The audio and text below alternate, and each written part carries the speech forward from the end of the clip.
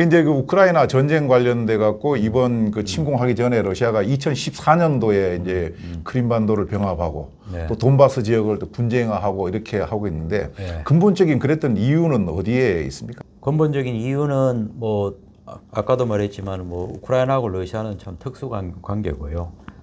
그다음에 이제 또 하나는 그 우크라이나가 없는 러시아는 뭐 상당히 강국으로 나가기 어려운 지정학적인 또 네. 이해관계도 있고, 그래서 이제 가장 큰 거는 우크라이나의 어떤 그 친서방 정책, 이게 가장 큰 결정적인 그 빌미 같고요. 또 하나는 이제 푸틴 대통령이 이제 또 러시아 어떤 그 과거 구소련의 어떤 영향력을 회복하는 거라든지 또는 뭐 러시아 제국 같은 그런 제국의 어떤 부활이라든지 그 푸틴 대통령의 개인적인 그 야심도 상당히 많이 작용했다 그렇게 보여지고 그 이번에도 뭐 2월 24일 전에 이제 푸틴 대통령이 미국에다가 공개적으로 이제 그 여러 가지 이제 요구하는 리스트를 다 제출을 했고 단순한 우크라이나에 넘어서 그 이상의 그죠 구소련의 영향력 여기까지 이제 푸틴 대통령은 상당히 좀 염두에 두고 진행했던 것 같아요. 결국은 뭐 이번에 침공 또 대사님 말씀하셨던 것처럼 서방 세계의 어떤 나토, 서방 세계의 동진을 이제 이유로 해갖고 우크라이나를 침공했는데 실제 속내는 이제 어떤 푸틴의 더 큰 생각 그런 게 이제 있다는 거네요. 그러니까 네. 옛날 그 화려했던 제국으로 돌아가려 그러는. 그리고 그것도 이제 뭐 보면은 결국은 이게 이제 현상 유지 세력하고 현상 타파 세력 간에 그 힘의 어떤 그 균형이 조금 이제 기울어지는 데서 온 거라고 봐요. 네. 그 현상 유지는 이제 미국이나 이제 나토 이제 서방이라면은 현상 타파는 뭐 이란이라든지 중국이라든지 러시아라든지 이런 데거든요. 그래서 상대적으로 지금 유럽도 약간은 좀 쇠퇴하는 느낌이고 또 미국도 뭐 1년 전에 이제 아프간에서 이제 철수하는 것들 이런 것들이 푸틴 대통령한테는 잘못된 메시지를 줄 수가 있거든요. 러시아가 뭐 저렇게 해도 미국이나 서방에서 뭐 세게 개입을 안 할 것 같다. 네? 뭐 하여튼 그런 것도 좀 많이 작용한 것 같아요. 그러겠습니다. 그 트럼프 대통령 있을 때 그 아프가니스탄에서 이제 철수하고 이제 이런 것을 보고 미국이 이제 좀 안 오겠구나 하는 생각을 갖고 푸틴이 그랬을 이제 확률이 좀 있겠네요. 또 그러니까. 미국하고 이제 뭐 나토 특히 이제 독일하고 프랑스 간에 약간의 또 갈등도 있고 그런 것 저런 것들이 이제 좀 잘못된 판단을 하는 하나의 빌미가 좀 요소가 된 것 같아요. 그 이제 이번에 이제 푸틴이 그 침공하기 전에 이제 연설한 걸 보면은 러시아가 과거 키예프 공국에서 출발을 해갖고 우크라이나하고 문화나 종교 이런 것이 다 같은 나라다. 이제 이렇게 이제 이야기를 한 반면에 우크라이나는 이제 과거 1930년대 초반에 그 홀로도모르의 기아 이제 그걸로 인한 여러 가지 감정 때문에 러시아의 그 전체주의 자체를 지금 별로 안 좋아하지 않습니까? 그죠? 네. 네. 그런데 의외로 하여튼 안 좋아하는 걸 알지만은 이번에 그 러시아가 침공했을 때 모두의 예상을 뒤엎고 우크라이나 국민들이 결사적으로 이렇게 항전하는 근본적인 이유는 어디에 있다고 보십니까? 푸틴 대통령은 뭐 우크라이나나 러시아나 같은 나라 같은 형제다. 민족이라고 생각하는데 뭐 맞는 부분도 있고 이제 틀리는 부분도 있는데요. 제가 봐서는 가장 큰 차이는 그 세계관이 다른 것 같아요. 세계관. 예. 그 러시아는 보면은 굉장히 좀 그 수직적인 문화고 약간 그 집단 그런 중심의 문화라면은 그 우크라이나는 굉장히 이제 개인주의 문화고 그 자유를 굉장히 강조하거든요. 그래서 이제 그 혁명광장 그거 보면은 이제 Freedom is our religion이다. 예, 그렇게까지 이제 써놓고 그래서 거기서 어디서 이제 그렇게 왔냐 했더니 그 이제 15, 16세기에 이제 그 코작 그 공화국이 있었어요. 코작이 이제 보면은 그 민족 공동체가 아니고 이념 공동체거든요. 이념 공동체. 예. 그래서 코작이 주장하는 게 자유예요. 자유. 예. 그래서 자기들이 이제 용병이라든지 이런 서비스를 제공을 하면서도 자기들 커뮤니티에 대해서는 절대 이제 그 개입하지 말라는 그런 조건으로 이제 코작이 이제 서비스도 제공하는데 그 이제 코작의 어떤 그 당시 커뮤니티를 보면은 굉장히 그 민주적이고 또 지도자를 선출하는 과정도 이제 합의 통해서 이제 뽑고 또 지도자가 굉장히 그 겸손하고 아주 저 소박하고 네. 제가 대사 부임하기 전에도 이제 여러 사람들한테 우크라이나의 핵심 가치가 뭐냐 했더니 다 자유라고 그러더라고요. 아, 그래서 저는 뭐 그런가 했더니 가봤더니 역시 이제 우크라이나 핵심 가치는 그 자유다. 그리고 그 자유의 어떤 그 큰 뿌리는 코작이 코작. 이제 거기 시작됐다. 그래서 우크라이나 사람들이 이제 코작에 대한 그 자부심이 굉장히 강하고요. 또 하나는 이제 코작이 또 잘한 거는 싸움을 잘해요. 네, 예. 예. 그래서 정말 이번에 우크라이나가 이제 싸움을 잘하는 것도 보면은 그런 그 코작의 DNA라든지 그게 이제 코작의 쭉, 예. 전통이라든지 뭐 이런 것도 상당히 저는 많이 좀 무시할 수 없는 연결됐다. 거네. 네. 그런 영향을 많이 미쳤겠네. 네. 그러니까 이제 우크라이나 저는 안 가봤습니다만 키우에 혁명 광장이 있고 네. 거기에 이제 자유는 우리의 종교다 이제 뭐 이렇게 네. 이제 돼 네. 있다는 거네요. 그러니까. 네. 네. 아. 그리고 이제 우크라이나가 여러 차례 이제 그 과거 이제 러시아 제국으로부터 또 소련으로부터 이제 독립하려는 그런 시도가 많이 있었어요. 예, 예. 이거 뭐 갑자기 이제 이루어지는 일은 아닌데 여러 가지 그런 시도에도 불구하고 계속 이제 성공을 이제 못했던 거거든요. 예. 그러다가 이제 뭐 31년 전에 이제 소련으로부터 이제 제대로 이제 독립을 하게 되었고 또 한동안은 뭐 러시아하고 이제 좋은 관계를 가지면서도 이제 우크라이나 사람들을 이제 판단은 이 러시아하고 같이 가가지고는 미래가 없다는 거예요. 이제 그 얘기는 자유민주주의에 성숙한 뭐 러시아하면 괜찮은데 그래서 이제 제가 있을 때도 보면은 이 사람들이 이제 강조하는 슬로건이 디소비에타이제이션 탈소련화, 네. 그다음에 디커뮤나이제이션 탈공산화거든요. 아직도 이제 러시아는 이제 외형적으로는 자유민주주의지만 그런 거 소비에트라든지 커뮤니즘이라든지 이런 거 잔재들이 많이 남아 있잖아요. 그죠? 그럼 이제 지금 그 전쟁이 계속 진행되면서 이제 소위 그 우크라이나 동부 지역, 돈바스 지역을 대부분 러시아가 지금 점령하고 있는 상황이 되다 보니까 일부에서는 야 그러면은 그 돈바스 떼주고 우리가 그 휴전을 하는 게 어떻게 했느냐. 그리고 우리끼리 살면 될 거 아니냐. 이런 이제 그 뭐 이야기도 이제 있다고 하는데 실제 우크라이나 입장에서 그 지역을 포기할 수 있는 것인지. 그거는 대통령도 결정하기 어려울 것 같아요. 뭐 실제 뭐 이제 우크라이나 국민들 여론조사에 보면은 뭐 영토에 대해서는 절대 양보할 생각이 없다. 뭐 그래서 그거는 뭐 대통령이 결정할 수 있는 그 어떤 상황이 아닌. 범위가 넘어설 것 같고 또 이번에 이제 2월 24일 전에도 이제 그런 얘기들이 이제 좀 나왔었어요. 전쟁 전 침공 전에도. 침공 전에도 이제 그 돈바스 이제 분쟁 지역이 있지 않습니까? 이거 좀 그냥 정리하고 우리끼리 가자. 이제 그런 거 나오는데 이게 이제 이슈화 돼 버리면 이제 여론들이 이제 그걸 용납을 안 하죠. 그 우크라이나 국민 입장에서는 그래 돈바스 뭐 러시아 좋아하는 사람들이 많으니까는 떼주자고 하더라도 러시아가 과연 그것만 먹고 가만히 있을 거냐? 안 그럴 수도 있다는 거겠죠. 더 이제 들어올 수도 있으니까 또. 맞습니다. 이제 우크라이나 사람들이 이제 러시아에 대한 그 신뢰가 없어요. 그래서 우선은 뭐 그렇게 주면은 그 다음에 또 이제 뭐 더 내라나 하고 준비해가지고 다시 이제 또 확산을 할 수가 있다. 그래서 뭐 이걸로 끝나는 문제가 전혀 아니라는 걸 우크라이나 사람들은 뭐 알기 때문에. 그러니까는 그 뭡니까 1994년 그 부다페스트 그 협약 맺을 때도 그때 뭐 대표들이 우크라이나 대표들이 러시아 저거 못 믿는다고 언젠가 쳐들어온다고 막 울고 그랬다고 하는 얘기를 어디서 들은 것 같은데 옛날부터 못 믿는 그런. 그래서 이번에 이 6개월간의 이제 상황을 지켜보면서 뭐 러시아가 이제 얻은 것도 있고 뭐 얻은 것보다는 이런 게 저는 그렇죠. 많은데 그 중에서 가장 큰 거는 그 신뢰 같아요.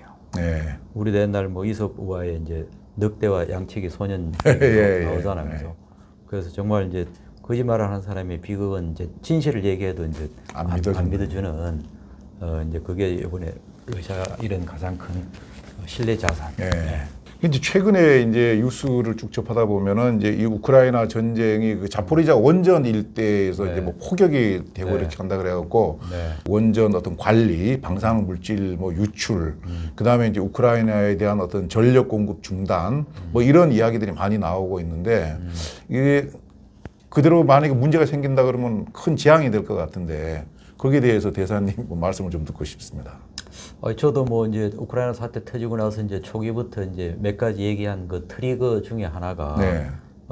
원전을 어떤 인질화한다든지 테러하는 거 그걸 제가 이제 계속 문제 제기를 했더랬고 네. 그래서 이분도 뭐 사실 이런 거는 이미 예견된 상황이거든요. 그 러시아군이 그 원전 그 침공 점령할 때부터 이미 막 군사적으로 작전해가지고 들어가가지고 상당히 아슬아슬한 순간이 많았거든요. 러시아도 문제지만 저는 국제사회도 좀 더 단호해야 된다고 봐요. 네. 그래가지고 나중에 원전 그 사고 나고 나서 뭐 사후 약방문이 돼버리면은 정말 모두가 다 피해자인데. 네.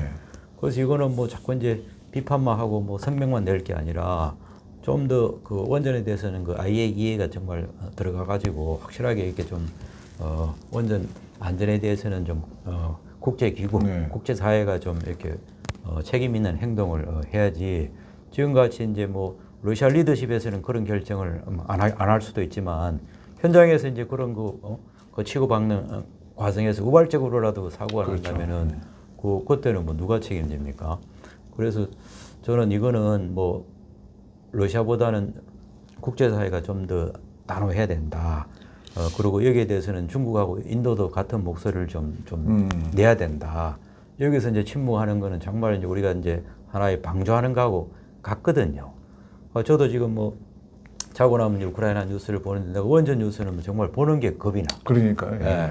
그래서 뭐 다행히 이제 뭐 유엔부터 해가지고 IAEA부터 해가지고 뭐 단호한 목소리를 내는데 그래도 러시아가 뭐 억셉트를 안 해가지고 이제 뭐 사찰을 못하게 한다든지 이럴 것 같으면은 또 그냥 서로 간에 이제 말만 무성하게 오고 갔지 이런 구체적인 그 액션이 따르지 않으면은 이거는 정말 그 모두한테 재앙이고 그리고 이제 체르노빌도 보면은 그 당시 이제 방사성 낙진이 뭐 거의 이제 1,800km까지 갔대요. 1,800km요. 예. 근데 이번에 그 자포로지아는 뭐 그거하고 비교도 안 되는 규모도 크고 모스크바도 거기까지 1,000km 안 될 것 같아요. 아, 거리가요, 거기서? 예. 그래서 이거는 러시아한테도 이거는 어마어마한 비극이 될 수가 있고, 정말 다른 거는 몰라도 원전을 가지고 이렇게 좀, 수단화 삼고 하는 거는 이거는 정말 참, 너무너무 이제 큰 위험한 도박이고, 그래서 뭐 러시아나 우크라이나는 당사자이기 때문에 해결할 수 없다면은 정말 국제사회하고 국제기구가 좀 더 단호한 액션 플랜을 좀 밀어야 된다. 예. 그것도 좀 서둘러야 될 것 같네요. 그러면. 서둘러야죠 지금. 아, 참 어려운 문제 같습니다. 근데 실제로 이제 그 원전 그 IAEA에서 뭐 사찰을 가든가 확인하러 가더라도 러시아가 오케이를 해야지 들어갈 수 있는 거죠, 현실적으로는. 그렇죠. 예. 다른 보도에 의하면은 마크롱 대통령의 뭐 중재를 해가지고 그 IAEA 사찰을 허용하겠다 하는 그 상당히 좀 긍정적인. 그런 얘기도 나오긴 했는데 러시아로부터 긍정적인 확인은 아직 안 됐고. 예. 그다음에 이제 그 우리가 이제 관심을 가질 만한 게 북한이 우크라이나에다가 무슨 뭐 전쟁 의용군을 뭐 보낸다 하는 이제 보도가 나오니까 러시아에서 뭐 아니다 하고 이렇게 부인하고 이제 이런 과정이 있었는데 그 북한이 우크라이나 전쟁에 참전하는 거 여부에 대해서 혹시 뭐 대사님 생각해 보신 게 있습니까? 그런 보도가 뭐 나오기는 했죠. 네. 나오긴 했는데 정말 뭐 그런 일이 있으면은 안 되겠죠. 이제 또 러시아가 지금 뭐 병력이 많이 딸리는 것 같아요. 그러니까 많이 딸리니까 뭐 해외 이제 용병도 자꾸 지금 그 충원하려고 그러고 뭐 심지어는 뭐 제수들까지 이제 뭐 사면해 해주는 조건으로 뭐 그런 얘기도 있고 그래서 뭐 그런 차원에서 이제 북한같이 이제 잘 훈련되고 디시플린이 있는 또 북한도 뭐 그런 거에 대해 상당히 좀 절실한 것 같고 그래서 이제 그런 가능성은 뭐 있어도 보이지만 그렇게 되면 참 또 이게 새로운 게임이 그러니까 복잡해지고 돼버리거든요. 그래서 러시아가 뭐 저는 뭐 그런 것까지는 좀 안 나가기를 좀 바랄 뿐입니다. 그 아까 이제 말씀하신 것이 이제 지정학적으로 우크라이나나 우리 대한민국이나 비슷한 상황이다 하고 이제 말씀을 하셨는데 그런 측면에서 이번에 그 우크라이나 전쟁 관련된 그런 상황들이 우리 대한민국 안보에 주는 어떤 뭐 경종이라 그럴까 메시지라 그럴까 그런 것도 아마 대사님의 좋은 생각이 있으실 것 같은데. 근데 이제 우크라이나하고 우리하고는요 어떻게 보면 같은 배를 탔다고 보시면 돼요. 같은 배를. 이게 뭐 라틴 아메리카도 아니고 아프리카도 아니고 중동도 아니고 이번에 이제 우리가 이제 나토 정상회담 한 거 보니까 나토가 어떤 실질적인 그 챌린지 중에 하나 중국을 꼽았거든요. 네, 예. 과거에는 이제 유라시아 동서간에 분리가 됐는데 이제는 뭐 거의 이제 안보가 지금 하나로 통합되거든요. 그러네요. 예. 그래서 그걸 이제 또 정치적으로 이제 블룬 이펙트라고 그러더라고요. 이 풍선. 풍선 효과. 예. 한쪽이 이제 찌그러지면 다른 쪽이 커지고 또 반대 현상도 나는 거거든요. 그래서 이제 그 우리하고 우크라이나는 유라시아라는 그 대륙에 이제 동서간에 있기 때문에 이거는 뭐 완전히 분리된 게 아니라 완전히 우리는 한 배를 탔다. 네. 그래서 그렇게 보시면 되고 두 번째는 이게 이제 그 하나의 또 미러 이미지라는 거 있거든요. 미러 이미지. 예, 우리가 이제 거울이잖아요. 그죠? 예. 자, 러시아가 이제 하는 그 패턴을 보면은 중국이라든지 러시아가 한반도를 대상으로 이제 그런 그 시나리오를 적용할 수도 있다 이거죠. 그 크림반도 같은 거 막 어떻게 해가지고 주민투표 해가지고 막 러시아로 편입시키는 거라든지 그래서 그런 프랙티스 그런 시나리오를 한반도에도 얼마든지 적용할 수 있다는 거. 예. 그래서 이런 거 저런 거 보면은 우리한테 주는 반면교사가 굉장히 크죠. 그래서 첫 번째는 우리가 이제 강대국이었던 그 민낯을 좀 볼 수 있었다. 네. 그럼 우리 주변에도 뭐 이제 러시아, 뭐 중국, 뭐 북한 이런 이제 잠재적인 좀 챌린지들이 앞으로 어떤 행보를 갖다가 우리가 읽을 수 있다는 거. 두 번째는 그래서 이제 그 안보에 대해서는 이중 삼중으로 이제 우리가 저 안전장치를 갖다가 구축하는 게 맞다. 네. 그래서 이제 우리가 한미 동맹도 상당히 이제 하나의 이제 기초가 되겠지만은 더 나아가서 이제 좀 집단 안보 시스템까지 네. 안보에 대해서는 저는 진짜 거미줄 같이 이제 그 겹겹이 싸는 게 좋을 것 같고요. 또 하나는 왜 그러냐면은 자꾸 이제 이게 그 힘의 균형이 이제 조금 이제 기울어져가는 이런 가장 그 뭐라 그럴까 전환기에 있거든요. 중국은 약간 굴기하는 분위기고. 그래서 또 미국도 나중에 언제 이제 한반도나 유라시아에서 철수할지도 그렇죠. 모르잖아요. 예, 그죠? 피트 자이안 같은 경우는 이미 이제 그런 얘기까지 이미 했고, 그런 차원에서도 이제 미국 혼자만 우리가 이제 안보였던 그 부담을 주는 것도 옳지 않은 거고, 그래서 조금 더 이제 양자 차원의 동맹하고 좀 다자 차원의 그런 동맹까지도 이제는 심각하게 이제 고려를 해야 될 그런 시기고, 또 아까 말씀드린 대로 우리가 이제 굉장히 지정학적으로 중요한 위치에 있기 때문에 우리가 이제 강대국에 개입할 수 있는 그런 빌미를 주면 안 되는데 네. 우리나라도 보면은 이제 뭐 친미냐 친중이냐 해가지고 네. 그 이 외교안보 노선을 놓고 상당히 갈등이 있어요. 그렇죠. 그래서 이것도 뭐 엄청나게 우리가 좀 경계해야 될 사안들이고 또 우리가 선진국은 보면은 그 외교안보에 대해서는 뭐 좋든 싫든 그 국민들이 인내심을 가지고 정부를 믿어주고 같은 목소리를 같은 방향으로 내요. 근데 우리도 이제 뭐 토론은 치열하게 하더라도 일단 결정된 사안에 대해서는 인내심을 가지고 신뢰를 가지고 정부를 갖다가 밀어주는 게 맞다고 봐요. 네. 근데 아직도 우리는 외교안보조차도 이게 이제 정치였던 그 뭐라 그럴까 하나의 수단이 된다든지 어떤 이념을 가지고 이제 외교안보에 반영을 한다든지 뭐 이런 거는 정말 경계해야 되고 역시 이제 뭐 가장 큰 중요한 거는 국익이거든요. 네. 거기에 대해서 외교안보가 이제 너와 나가 다르면 안 되는 것 같고 그리고 이제 우리가 이제 그 의사결정의 기본도 이제 정체성이 저는 중요하다고 정체성. 봐요. 그래서 이제 우리는 누가 뭐래도 이제 자유민주주의고 시장경제고 법치주의고 그리고 인류의 어떤 그 보편적 가치를 리스펙트하는 그런 헌법 정신이 있잖아, 그죠? 그게 이제 하나의 파운데이션이 돼야 되고 거기서 이제 우리가 뭐 전략적인 유연성을 발휘하는 건 좋은데 우리는 정체성 없는 가운데 자꾸 이제 실리다 국익이다 이런 거는 그 가짜 국익이고 가짜 실리거든요. 정말 이번에 우리가 우크라이나가 이제 저렇게 처참하게 당하는데도 정말 우크라이나에 대해서 진정성 있게 도와주는 나라가 얼마나 돼요. 그렇죠. 이제 선진국밖에 없어요. 나머지 나라들은 다 이제 침묵을 하든지 잘하면 뭐 그래서 그런 걸 보면은 정말 우리가 이제 피하 구분을 확실히 해야 되고 정말 우리가 도와줄 수 있는 나라 그런 나라들은 누군지 우리가 보면 보이거든요. 그래서 이제 이렇게 선진국하고 같은 우리가 대열에 있으면서 우리가 약간 모호한 태도를 보인다든지 했을 때 정말 우리가 이제 안보적으로 위기가 왔을 때 그때 너는 뭐 했냐 그런 걸 저 국제사회에 남기면 안 된단 말이죠. 중요한 말씀 같습니다. 가잖아 이제 우리는 6.25 전쟁 때 세계 많은 나라로부터 이제 도움을 받았는데 지금 와갖고 내 몰라라 이렇게 한다는 것은 진짜. 그리고 이제 그 외교 안보도 이제 결국은 지금 러시아가 이제 그 뭐 중국도 뭐 그렇지만은 국가의 어떤 그 매력이 있어야 되거든요. 매력. 결국 그 매력이라는 거는 이제 자유민주주의고 시장경제고 그걸 통해서 국가가 발전하고 이제 번영하는 정상적인 이제 그런 가치와 시스템 체제가 돼야 되는데 이제 그게 어쨌거나 그래도 뭐 약간의 흠이 있어도 역시 이제 자유민주주의가 이제 그걸 이제 보장해 주는 거고 러시아는 뭐 아쉽게도 아직 그 정도 단계가 아니니까 군사적으로는 뭐 월등하게 강하지만 경제적으로는 굉장히 좀 중진국 수준에 머물러 있고 그래서 왜 러시아를 기피하는지 우크라이나뿐만 아니라 또 더 나아가서 왜 중국과 러시아가 진정한 친구가 없는지 국가의 어떤 그 매력이에요. 그래서 저 나라의 어떤 이념과 가치와 체제와 제도와 정책을 따랐을 때 우리도 잘 될 수 있다는 그런 희망이 있고 그런 매력이 있어야 되는데 이제 그런 권위주의 뭐 사회주의 이런 나라들은 그 전혀 그런 매력을 줄 수도 없고 그래서 우리가 정체성에 대한 확고한 신념이 있어야 되겠다 이거죠.